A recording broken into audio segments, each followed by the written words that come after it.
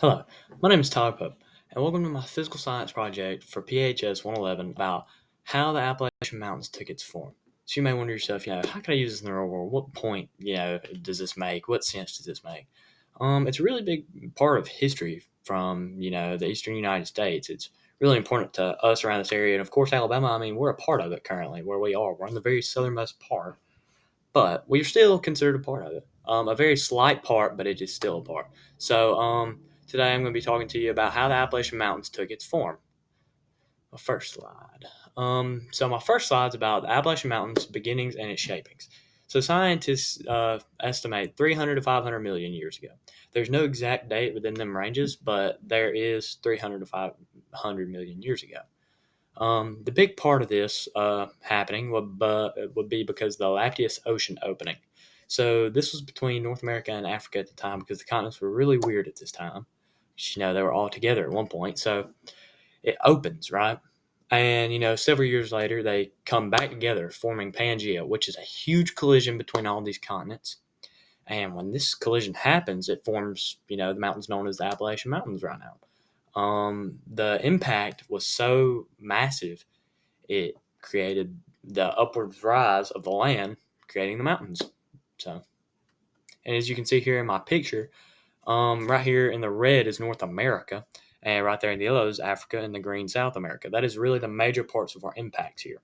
So they come back together, and as you can see, Africa right there being on the eastern side of the U.S. and South America being kind of on the southeastern side-ish. It really, really made a big impact as to how the Appalachian Mountains got its form and became. And then right here in the bottom right side, as you can see here in my picture in the bottom right, this is how kind of mountains are formed. Let me move my camera. Okay, so this is how kind of mountains are formed, a little diagram. These come together and then the mountains get pushed up, creating, as today, our Appalachian Mountains.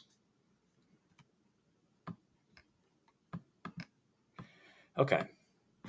What role do tectonic plates play with the Appalachian Mountains? So, really, the boundary of this, the collision, was the African and North American boundary. This collision was really the continents coming back together, and it created the mountains. So, the plate that did this was a divergent plate boundary. So, divergent plate boundaries, they hit and then they kind of back away from each other, creating this uprise.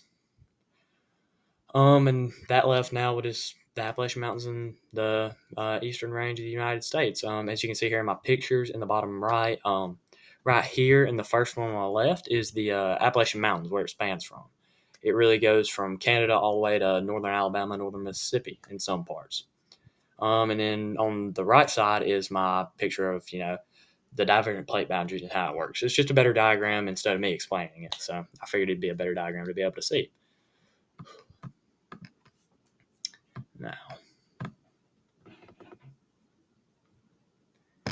Now, the geology of the Appalachian Mountains. So, the geology of the Appalachian Mountains is a really, really interesting part of them. It's very, very important to its history and explains a lot of the history it has. So, my first point being the peaks aren't as high as they used to be. Scientists estimate in the ranges of 10,000 to 12,000 feet at one point these peaks could have been, but there is no actual proof to present. The highest being right now is Mount Mitchell at 6,684 feet. So they definitely have declined over the years, in which a big factor of that is erosion. This is a big reason in the decreasing in the height, since they're some of the oldest mountains in the entire world.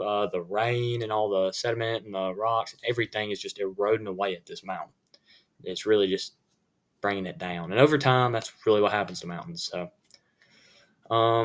sediment erosion also played big factors in all the big rocks you see and all the geological parts of the Appalachian Mountains. It was very, very important to how it kind of took form and all its interesting features and all of its kind of, bits and pieces here and there. And as you can see on my chart on the right here, these are mountain peaks correlated with the height in feet. And these are to compare the old ones, which they estimate from 10,000 to 12,000 feet, to now. Now the highest peak being 6,684 feet with Mount Mitchell. This is numbers 1 through 10 highest measurements.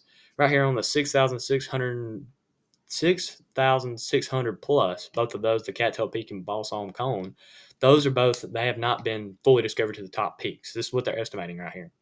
And then the 6,560 to the 6,560 as well. These are also have not really been discovered at the peak, but are estimated. But they've been up, just not really peaked. So, well, thank you for your time. This is my presentation on how the Appalachian Mountains took its form. I really appreciate you for watching, and thank you.